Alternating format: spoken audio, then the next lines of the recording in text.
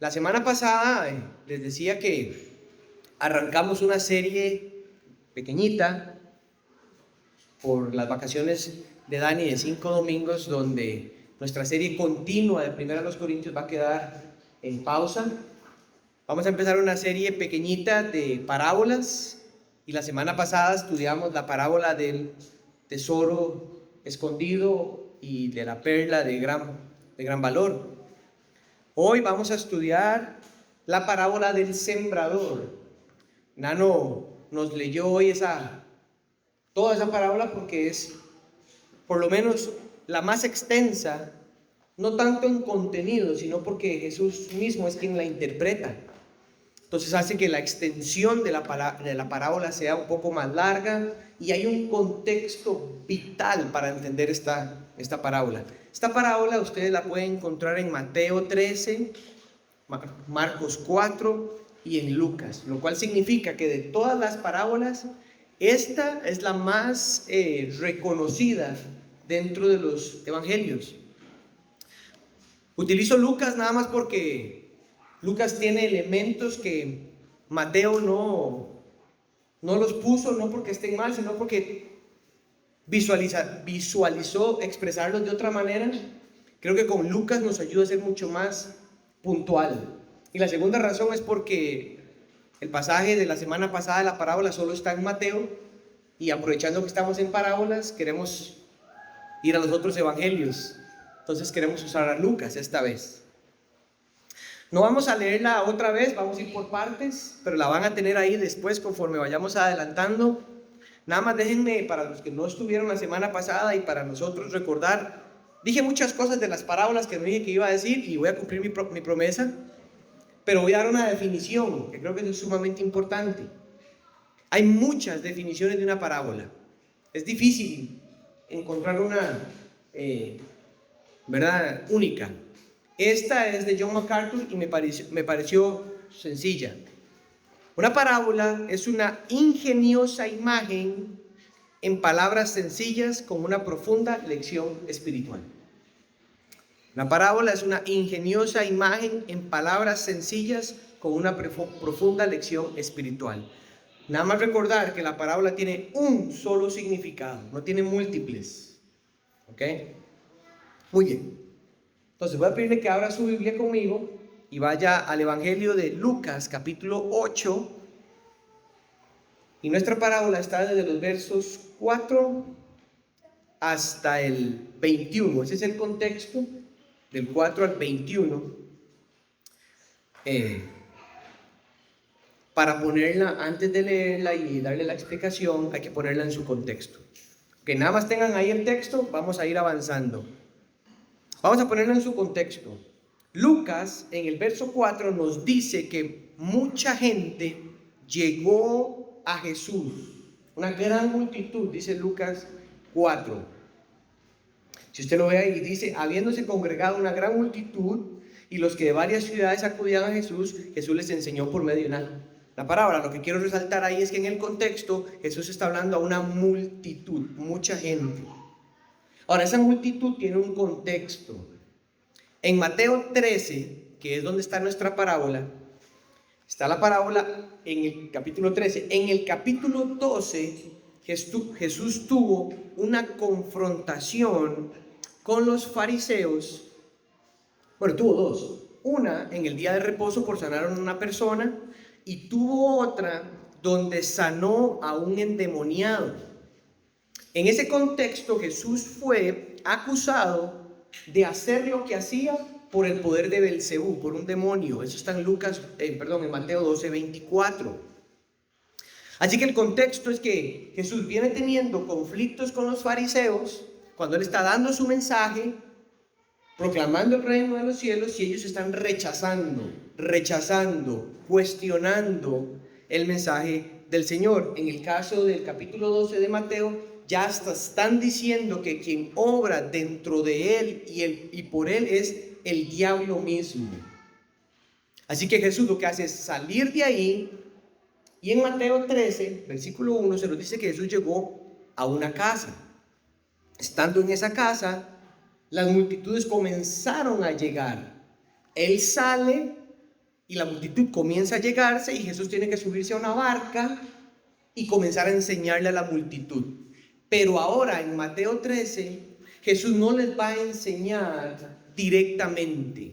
Ahora les va a enseñar por parábolas. Ese es el detalle que Lucas tal vez no extiende. Lucas nada más dice, se acercó una multitud y listo. La razón por la cual Jesús decide no darles más directamente revelación, sino por parábolas, la verdad espiritual, por medio de un ejercicio más sencillo hasta cierto punto, porque todos pueden entender la idea, mas no todos pueden entender la verdad espiritual, era ahora la comunicación de Jesús para estas multitudes. Entonces, es en ese contexto donde Jesús tira la parábola. Vean la parábola en nuestro texto, en Lucas 8, versículo 5. Dice, el sembrador salió a sembrar su semilla. Al sembrarla, una parte cayó junto al camino y fue pisoteada, y las aves del cielo se la comieron. Otra parte cayó sobre la roca y tan pronto como creció, se secó, porque no tenía humedad. Otra parte cayó en medio de los espinos, y los espinos al crecer con ella la ahogaron. Otra parte cayó en buena tierra, y creció y produjo una cosecha a 100 por 1. Ahora escuchen, o lean. Jesús exclamaba a la multitud, el que tiene oídos para oír, que oiga. Noten cómo Jesús termina con una advertencia, un llamado a poner atención, un llamado súbito a poner atención. Voy a decir, poner atención atentamente, valga la redundancia, como para darle un doble énfasis de que no es escuchar, es poner atención a lo que se acaba de enseñar. Por ejemplo, usted va al versículo 18 del mismo capítulo de Lucas, Nano lo leyó.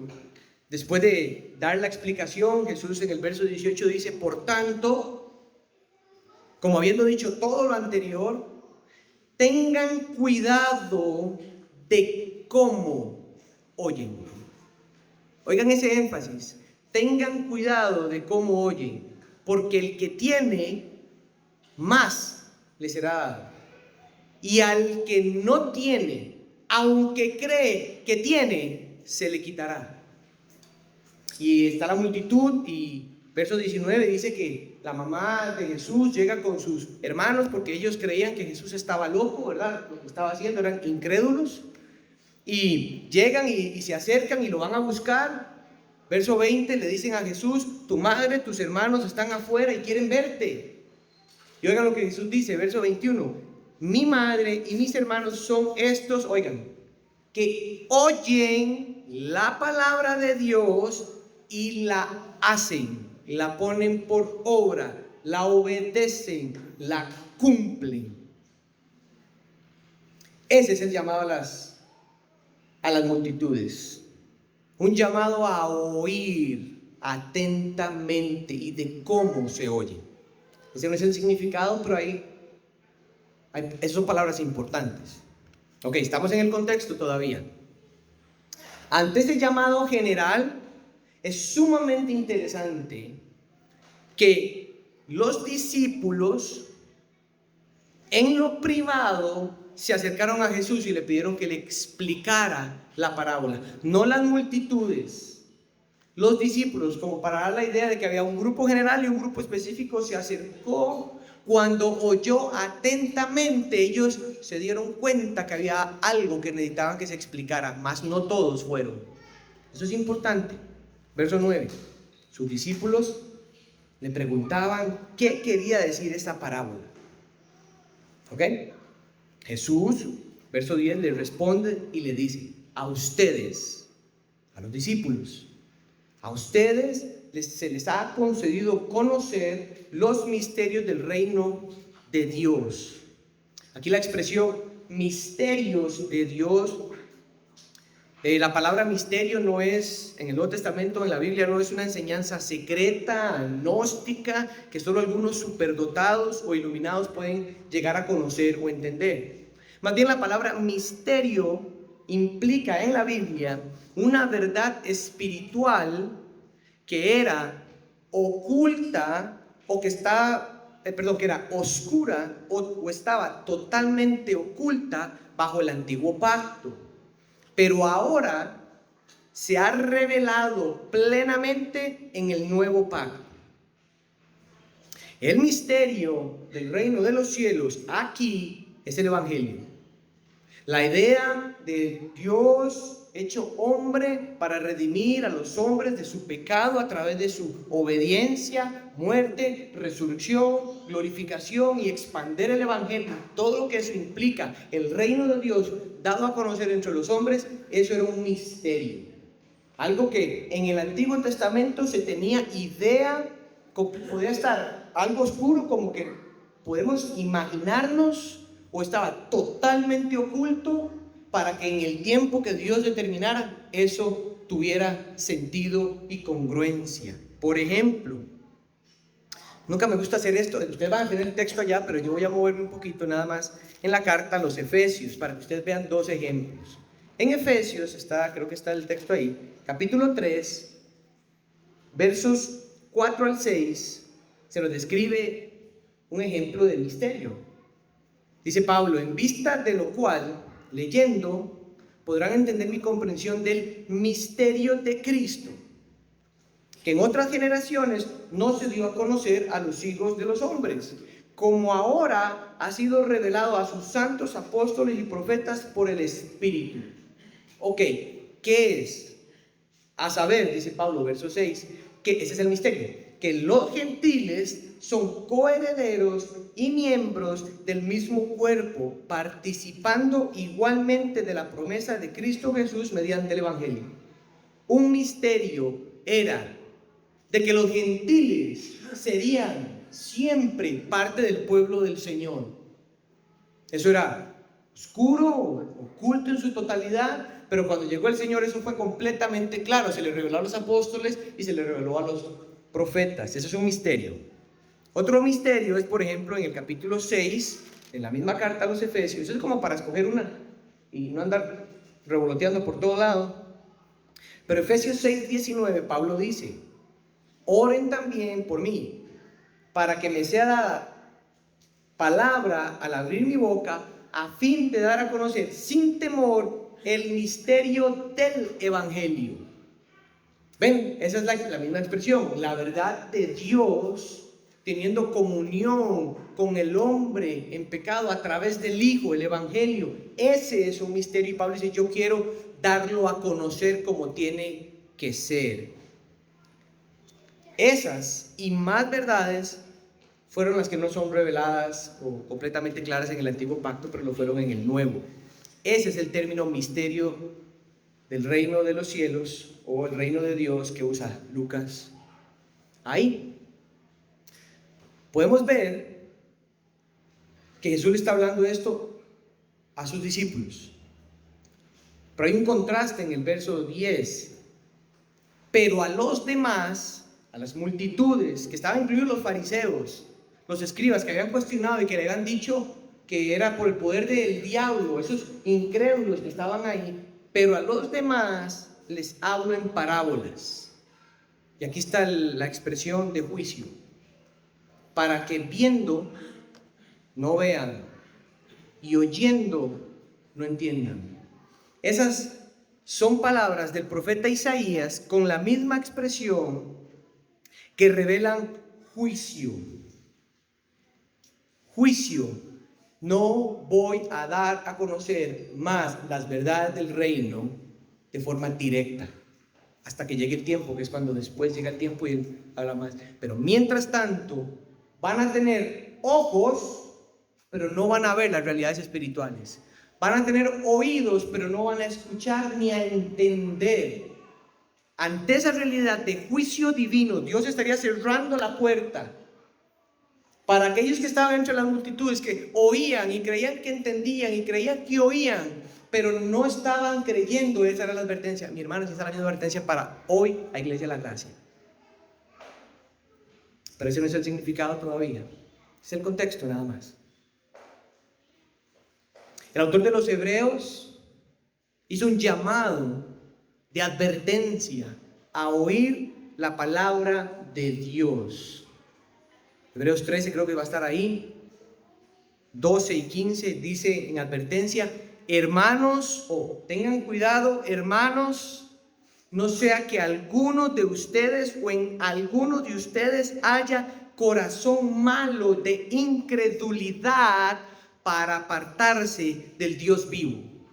Cuidado, hermanos, no haya que en su corazón hay incredulidad de apartarse del Dios vivo. Y la pregunta es en el texto: ¿cómo me aparto yo del Dios vivo y puedo saber que hay incredulidad en mi corazón? El texto dice: si ustedes oyen hoy su voz, no endurezcan su corazón. Ese no es el significado, ese es el contexto. Ahora, aunque Jesús está hablando esta parábola tanto a los incrédulos como a los que tenían oídos para entender el significado, Jesús instó a cada persona a escuchar con atención para lograr entender. Lo interesante es que Él no dijo: bueno, me cierro y ya no doy más parábolas.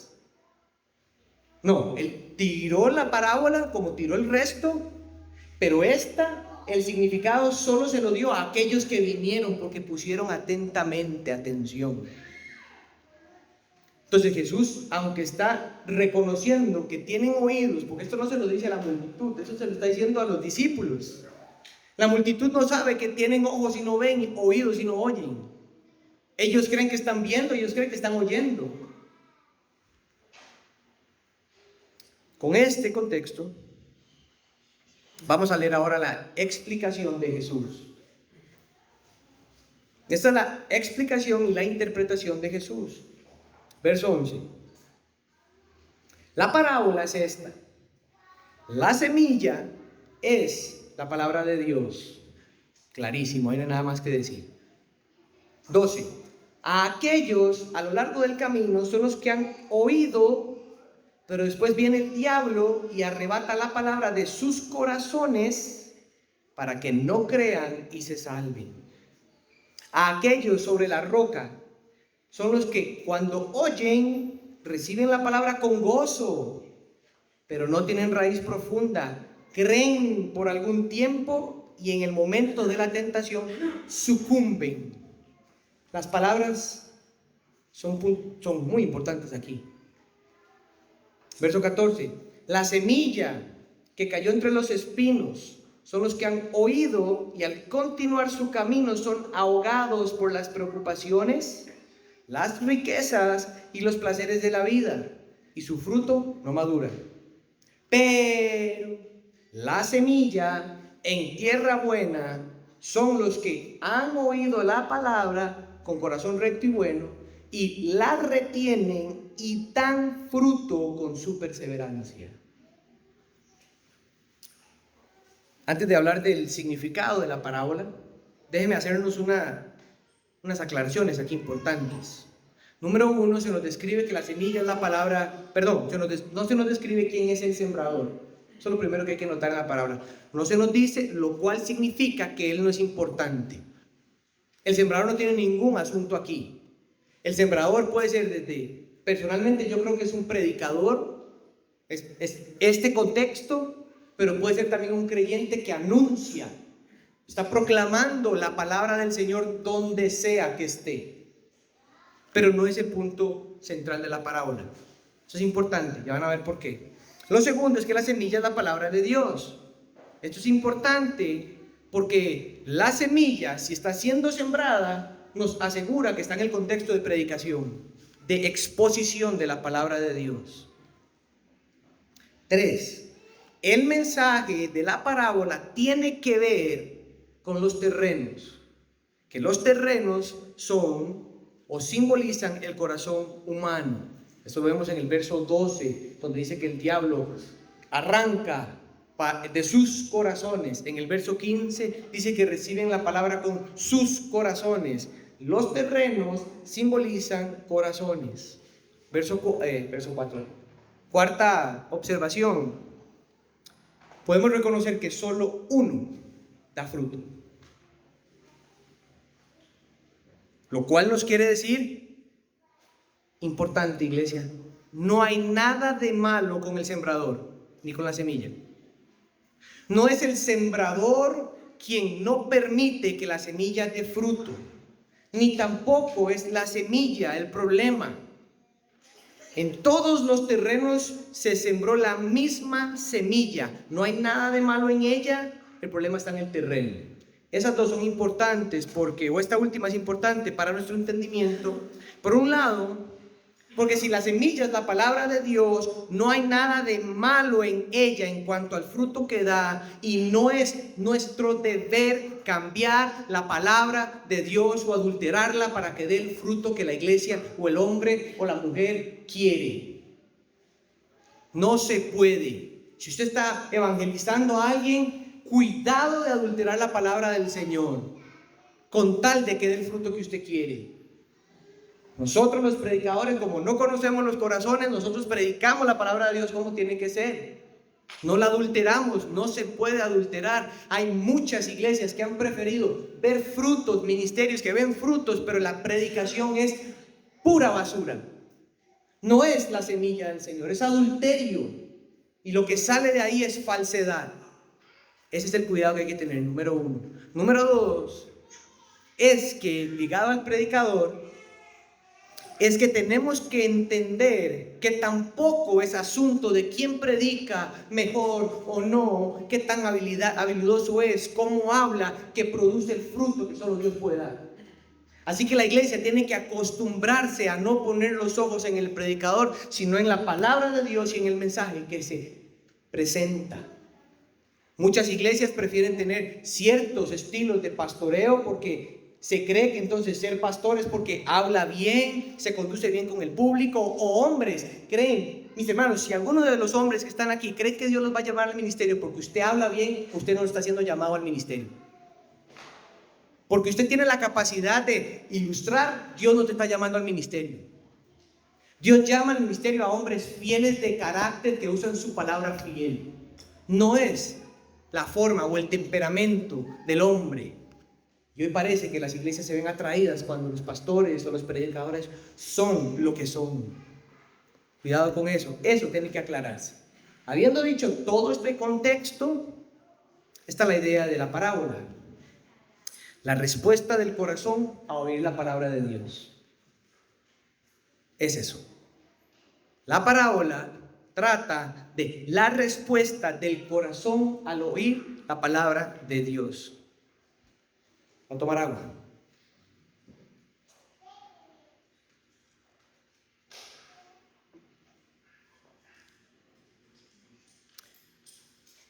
No sé si tengo que aclararlo.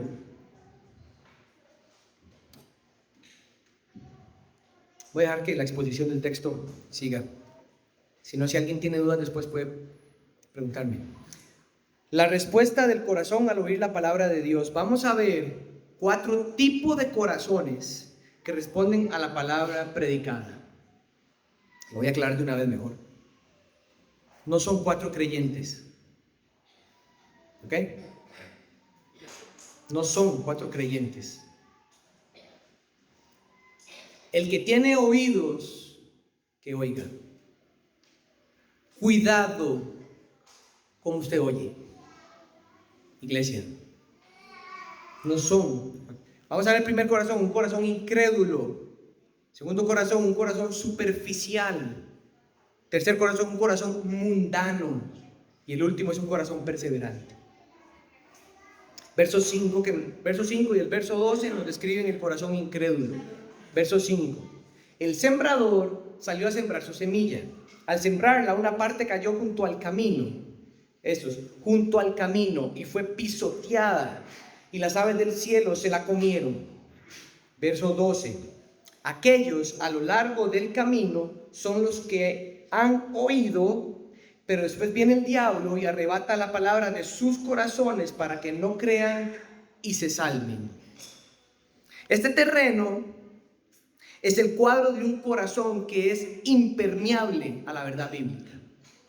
Este corazón no está protegido, no está cubierto, ni está cercado.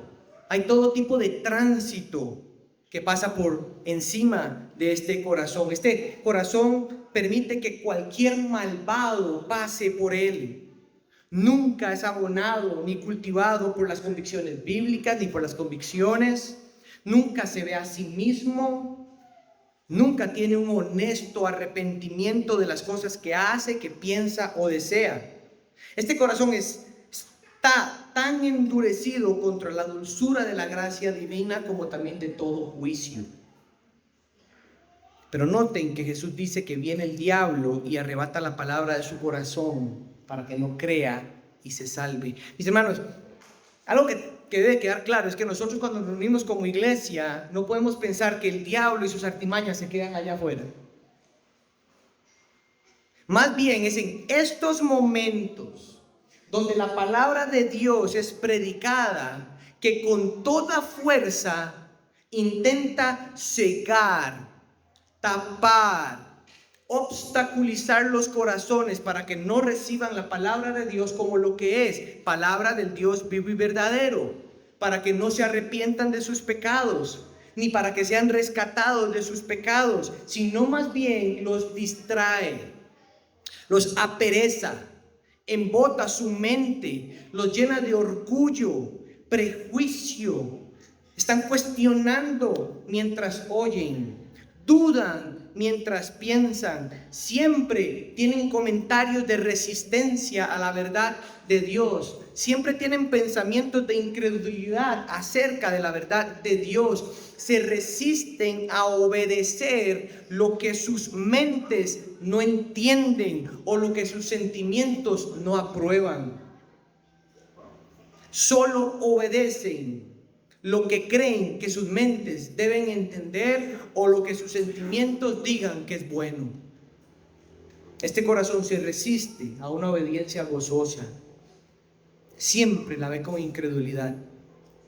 Se resiste a ver con los ojos del corazón las obras de Dios y ve la vida como si Él mismo fuera Dios. Nadie tiene que decirle a este corazón qué hacer, cómo pensar, cómo desear, solo Él.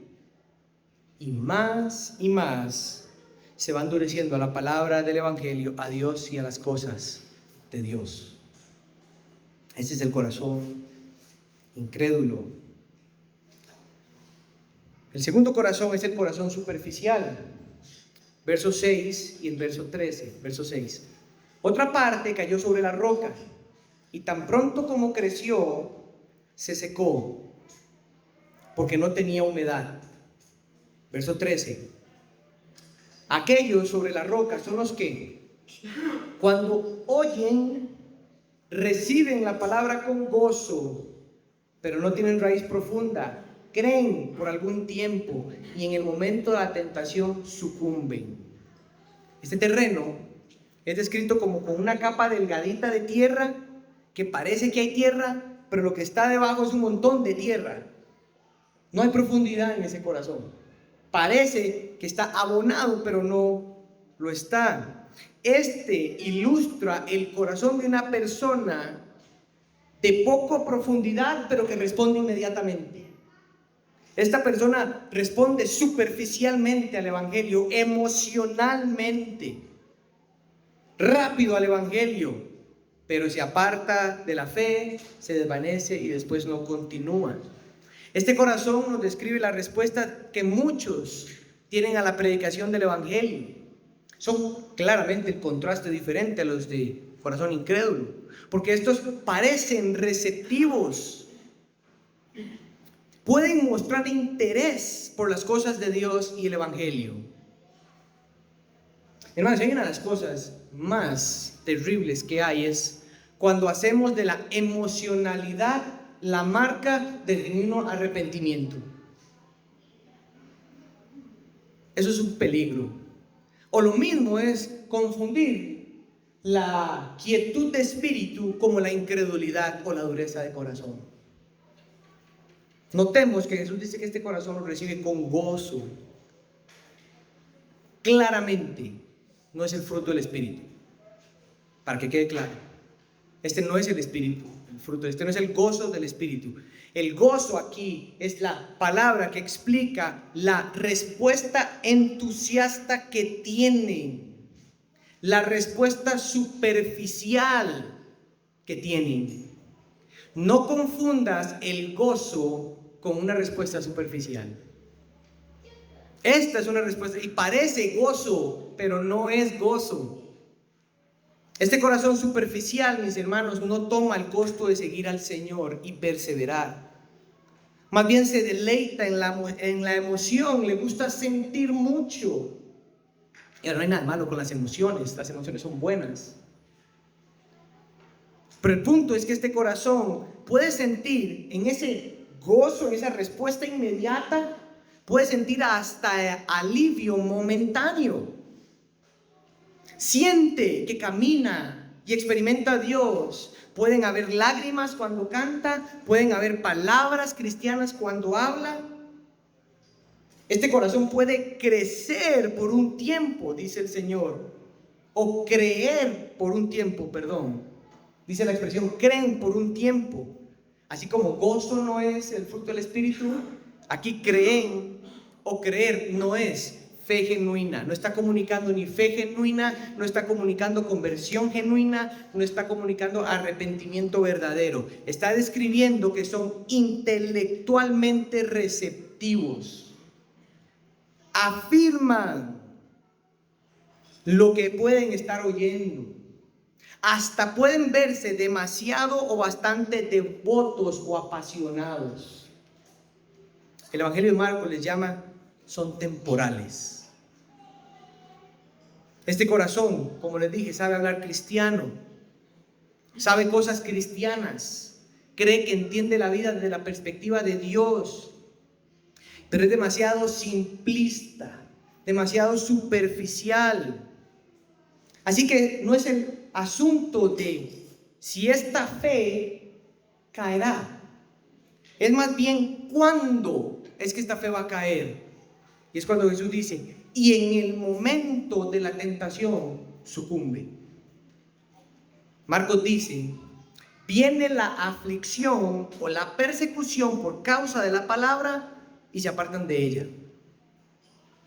Lucas le describe tentación para describir y dar a entender las pruebas que vienen a la vida del verdadero creyente por creer verdaderamente.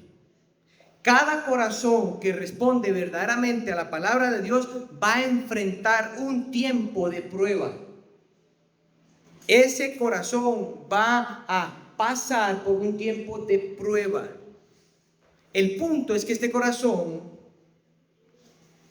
antes de que llegue la prueba, parece que confía en Dios. Pero solo cuando las cosas le salen bien. Porque cuando las cosas no salen bien, que es el momento de la dificultad, entonces Dios no es como dice ser. Entonces esto no tiene sentido. Entonces no vale la pena. Entonces no vale esto. Entonces me enojo con Dios. Yo me resiento con Dios porque la vida no se suponía que era así. Me iba mejor cuando estaba en el mundo que cuando estoy en la fe. Y la razón es porque esta fe que este corazón dice que tiene es puesta a prueba, ya sea por las amenazas de la persecución o por las calamidades de la vida, cosas que vivimos los creyentes, que están hechas y dispuestas por Dios para afirmar y fortalecer la fe genuina. Pero cuando viene a este corazón, como no tiene raíz, la prueba es utilizada por Dios para poner evidencia a la falsa confesión de fe de este corazón y se aparta. El clásico ejemplo de se lo van a tener allá adelante, bueno, aquí atrás mío, es 1 Juan 2:19. Ellos salieron de nosotros, pero en realidad no eran de nosotros, porque si hubieran sido de nosotros, habrían permanecido con nosotros, pero salieron a fin de que se manifestara que no todos son de nosotros. Ese es el corazón superficial. El tercer corazón es un corazón mundano. Verso 7. Otra parte cayó en medio de los espinos, y los espinos, al crecer con ella, la ahogaron. Vean el verso 14. La semilla que cayó entre los espinos son los que han oído y al continuar su camino son ahogados por las preocupaciones, las riquezas y los placeres de la vida, y su fruto no madura. Este es un corazón mundano. Iglesia, debemos de reconocer, eso tiene que quedar claro hoy, de que el placer y los deseos son parte del regalo de Dios para que los disfrutemos. Por eso es que tenemos tantas papilas gustativas en nuestra lengua, para que cuando disfrutemos de una comida nos deleitemos en el regalo de sentir los sabores. Dijo un pastor, nosotros no somos como las vacas que nada más comen pasto y listo. Si nosotros tenemos papilas gustativas para disfrutar, entendamos que fuimos creados para el deleite, para que comiendo de esa manera disfrutemos y nuestra mente y corazón diga: Señor, gracias porque disfruto. Y cuando estamos enfermos y no saboreamos, feo no sentir nada de la comida, ¿verdad? No creo que eso produzca deleite. Ay, qué rico comer esta comida que no sabe a nada. Un gozo tremendo para el alma, ¿verdad? Hay un deleite. Los placeres y los deleites son parte del regalo de Dios. Por ejemplo, también está el regalo de Dios del placer y el deleite, la intimidad del matrimonio. Eso es un regalo de Dios. Está hecho para que se disfrute, para que se deleite en el matrimonio. O el gozo del deseo y el deleite de tener relaciones profundas con otras personas. El punto es que Dios nos diseñó con deseos y con la capacidad de disfrutar estas cosas creadas por Él. Podemos disfrutar de las cosas creadas por Dios porque disfrutamos de Dios más que lo creado. Disfrutamos de las cosas creadas por Dios porque disfrutamos más de Dios que las cosas creadas. Y el punto es que cuando algo creado no es conforme a lo que Dios determinó que es bueno o edificante y que no nos lleva a un deleite en Él, el creyente genuino se abstiene, lo deja o lo desecha. Punto. No coquetea con Él. Punto. Listo. El asunto de este corazón no es ese. Más bien, el asunto es que este corazón mundano tiene muchísima mala hierba. Sus pensamientos, sus deseos, sus decisiones son dominados y cautivados por los deseos, placeres y asuntos del mundo más que de Dios y las cosas de Dios. Es muy similar al superficial. El corazón mundano parece receptivo, hasta responde positivamente al principio. Las palabras de Jesús en este corazón parece indicar hasta que hay como cierta receptividad del mensaje. La semilla cayó contra los espinos, ha oído y al continuar su camino, como que hay cierto proceso. Pero el problema de este terreno es que este terreno no está descuidado. Este terreno está abonado. Este terreno tiene el problema de que tiene muchísima mala hierba. Hay demasiada impureza habitando en este corazón. Y como ustedes saben, nosotros somos jardineros, pero creo que lo pueden ver los que tienen jardín. La mala hierba crece más rápido que la buena semilla. Este corazón tiene muchísima basura en él. Así que es cuestión de tiempo que este corazón comience a perderse. Por eso Jesús dice, al continuar su camino son ahogados. Otras versiones dicen, pero muy pronto el mensaje queda desplazado por. O otra versión dice, con el correr del tiempo los ahogan. El corazón comienza poco a poco a perderse por varias categorías que Jesús mismo determina. Las preocupaciones, las riquezas, los placeres de la vida.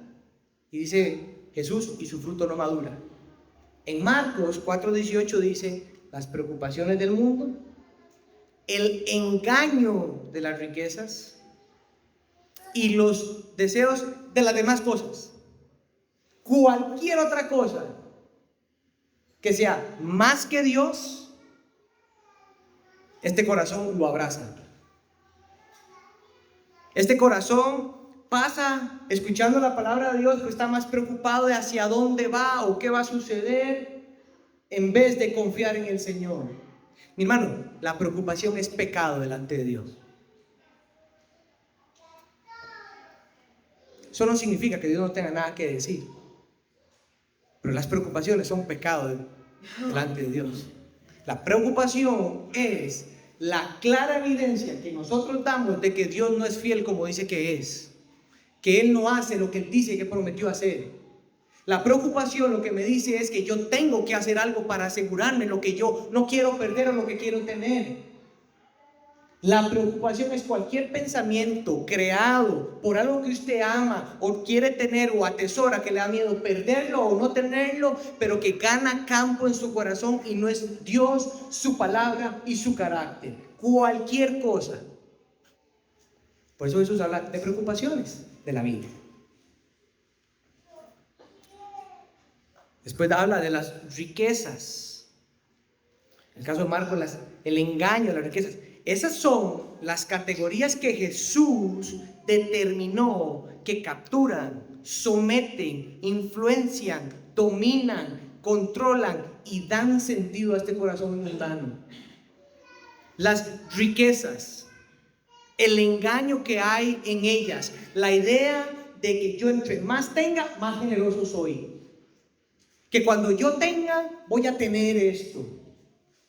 El hecho de que tener me da un estilo de vida, una seguridad en la vida, un tipo de comida, un tipo de ropa. Yo quiero más. El engaño de la avaricia, el engaño de que la riqueza es lo más valioso del mundo. Y si nos ponemos a pensar, tanto las preocupaciones como las riquezas, muchas veces son simplemente que no nos permiten trabajar para la gloria de Dios. Usamos nuestros trabajos para las riquezas. Me mato como mula por lo que sea, hasta por la educación de mis hijos que no tuvieron para que yo le dé. Los placeres de la vida, dice Jesús, en palabras de Marcos, es las demás cosas. Cualquier otra cosa. Ahora, si ustedes notan estas palabras o estas categorías, como que resuenan en las palabras del apóstol Juan en Primera de Juan. Pero antes de ir ahí, estas palabras, categorías, preocupaciones, engaños de las riquezas, placeres de la vida, Jesús las pone ahí porque describen o apuntan que no hay, que hay amor por el mundo, pensamiento en las cosas del mundo, deseos por las cosas del mundo, anhelos como los del mundo. Pero en ese corazón no hay nada de Dios ni su reino en ese corazón. Desea, pero él cree que vive para Dios también. Este corazón cree que puede tener dos señores. Este corazón cree que puede tener un pie en el mundo y un pie en la vida del evangelio. Esta persona, mis hermanos, juega con el evangelio y con su caminar con Dios. Y Jesús dijo claramente, esos van a estar aquí atrás, en Lucas 16:13. Ningún siervo puede servir a dos señores, porque o aborrecerá a uno y amará al otro, se apegará a uno, despreciará al otro. No pueden servir a Dios y a las riquezas. No puede haber una persona en este momento que diga ser creyente donde su corazón tiene dos señores. Bíblicamente no es posible. Usted sabe que hay tesoros en el corazón, que hay anhelos, Pero el llamado aquí de Jesús es: si tienen oídos, oigan. Pero no solo Jesús dijo eso. Primera de Juan 2, 15, 17 dice: no amen al mundo, ni las cosas que están en el mundo. Obviamente, mis hermanos, aquí no está hablando que ni Juan ni Jesús dice: bueno, usted no tiene luchas en su corazón. Este no es el punto aquí. Para eso hay otro tipo de conversaciones. Aquí hay gente que está oyendo y quiere eso, pero el mundo también. Bíblicamente eso no pasa en un corazón que se encontró un tesoro de gran valor. El corazón que se encontró el gran tesoro de gran valor es un corazón que está al final de nuestra parábola. Este corazón quiere el mundo y cree que quiere a Dios, pero su vida no es una vida de Dios, es una vida de mundo.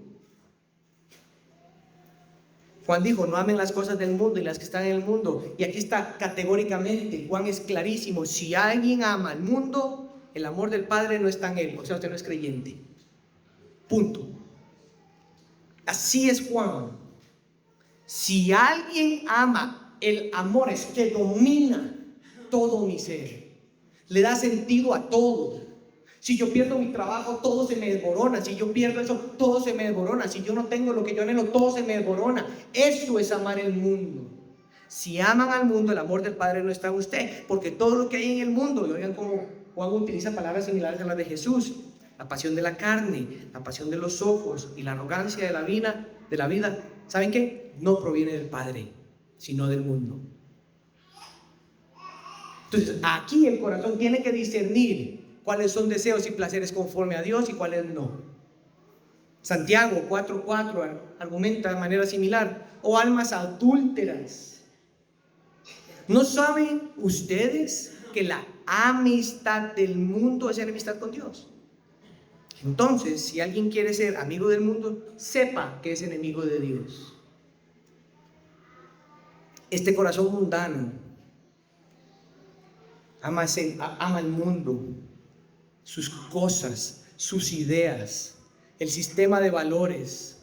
Son tan atractivos, son tan deleitosos, le gusta sentirlos, tenerlos, le dan sentido a su vida, vive por ellos, determinan sus pensamientos, sus deseos, sus acciones, en vez de ser Dios mismo, su deleite máximo, su supremo gozo y por quien vale la pena perderlo todo. Y así que Jesús dice: su fruto no madura, se muere, se termina yendo al mundo. Mis hermanos, no hay nada más hostil a la verdad de la palabra de Dios que las preocupaciones, el amor por las riquezas y los placeres del mundo. ¿Saben quién es el ejemplo de este corazón? El joven rico.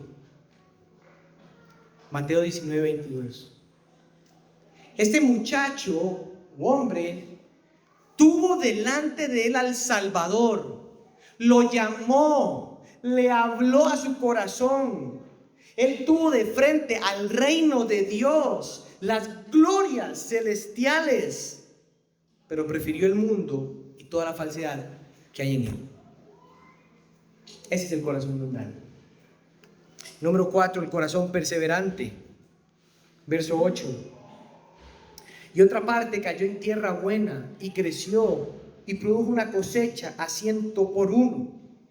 Verso 15. Pero la semilla en la tierra buena son los que han oído la palabra con corazón recto y bueno. Han oído la palabra, pero dice, y la retienen y dan fruto con su perseverancia. Es claramente otro terreno. Ese es el punto aquí. Este corazón es un terreno arado, preparado, donde la semilla de la palabra de Dios y sus raíces producen profundidad. Saben, este terreno está limpio, libre de maleza. Ese es el corazón que verdaderamente está preparado. El Señor lo ilustra, esa preparación lo ilustra cuando dice: con un corazón recto y bueno. Es un corazón preparado. Mis hermanos, este corazón es el corazón humilde al oír la palabra de Dios, porque reconoce la necesidad de la gracia divina en él para creer, para crecer, para perseverar.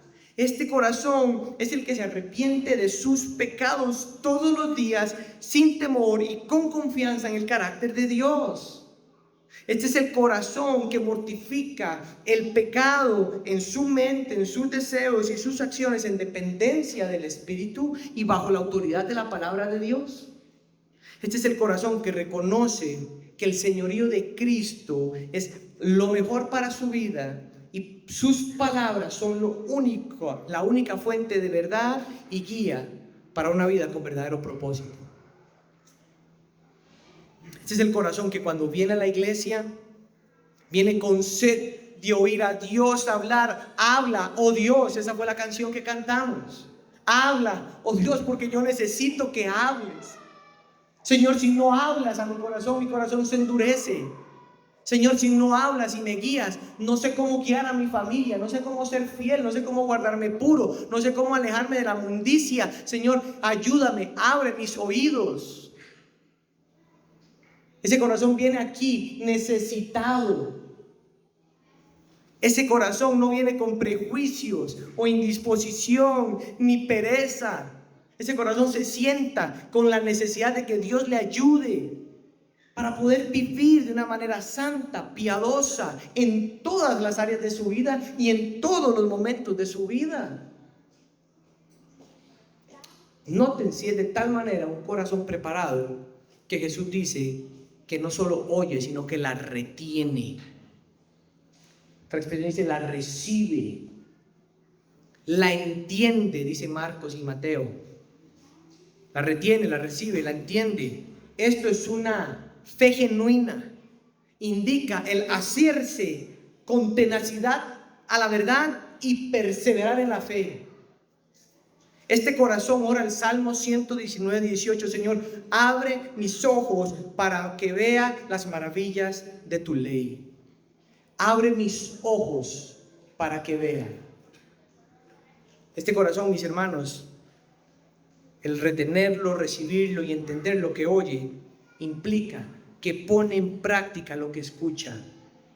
Pone en práctica lo que escucha. Lo que oye, lo recibe, lo pone en práctica. Este corazón medita en la palabra y la pone en práctica.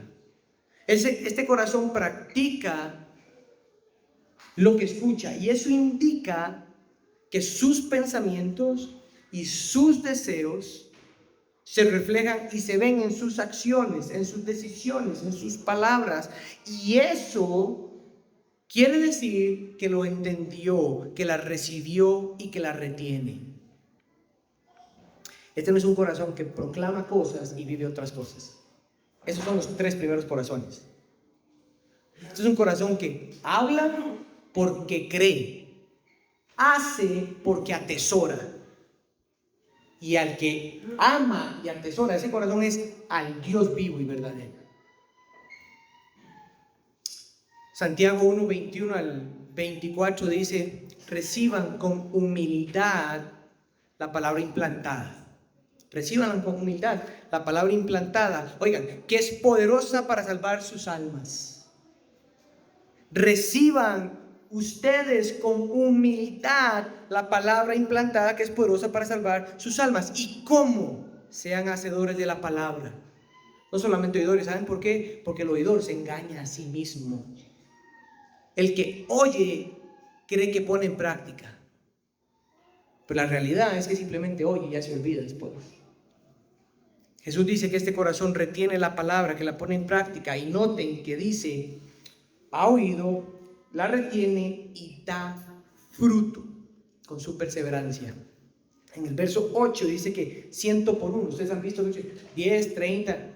La expresión es que este corazón, hablando primero en terreno, Jesús está dando la cosecha de un terreno que en el contexto de Jesús nadie daría ese fruto así. Ese fruto es impensable porque es imposible, es demasiado grande. Lo mejor que podía haber era un 10 y por allá un 30. Eso era muy buen fruto. Pero uno a 10, a 30 y a 100 por uno no, impensable. ¿Quién podría dar ese fruto? Bueno, en palabras más sencillas, lo que Jesús está diciendo es que es un corazón fructífero. muchísimo fruto. Pero es la perseverancia, nótenlo, la perseverancia. La perseverancia es la clave en este corazón. Esta es mi descripción de la perseverancia. Es el fruto divino en el alma es el fruto divino en el alma de pensar, desear y vivir conforme a la verdad de Dios en todos los momentos y las áreas de la vida, sin importar el costo. Sin importar el costo.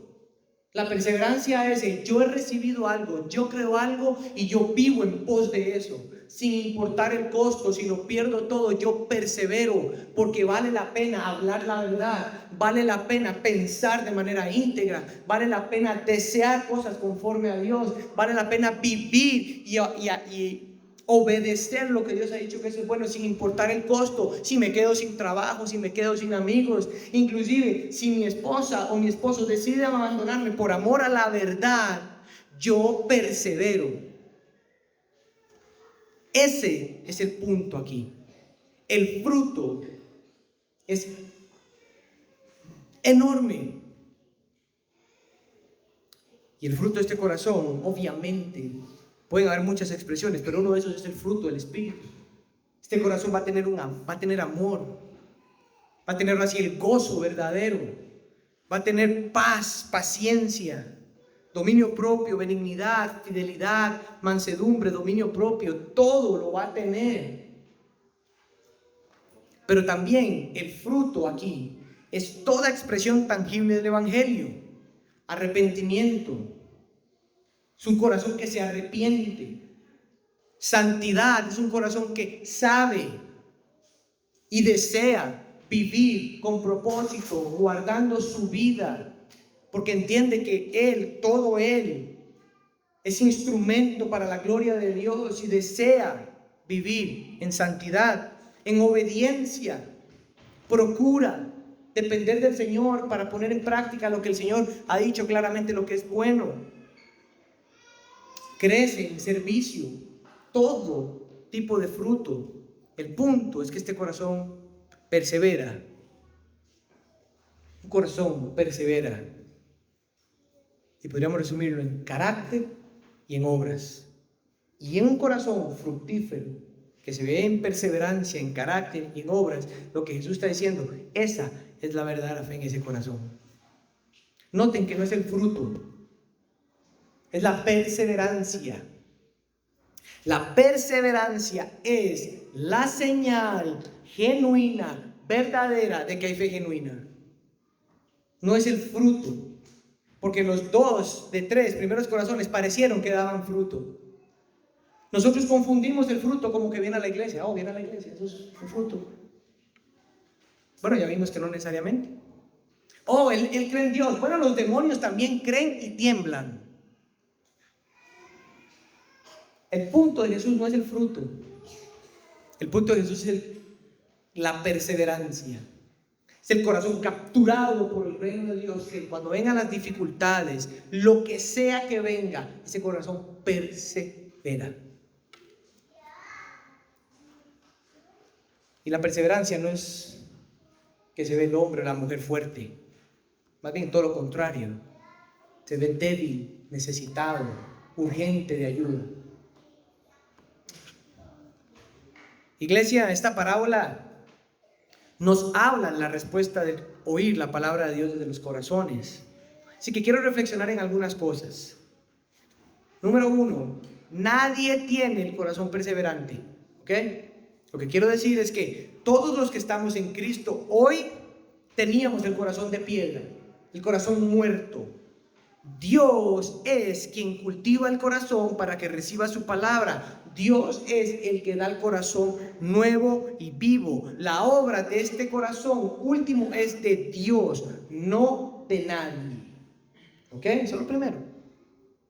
Ahora que estamos en el Señor, entonces dependemos de la obra del Espíritu que mora en nosotros, en nuestros corazones, para que nos mantenga sensibles, receptivos y en última instancia fructíferos. Y debemos seguir dependiendo en Él. Eso es importante. Ahora déjenme leerles un texto que está atrás, está en el profeta Ezequiel.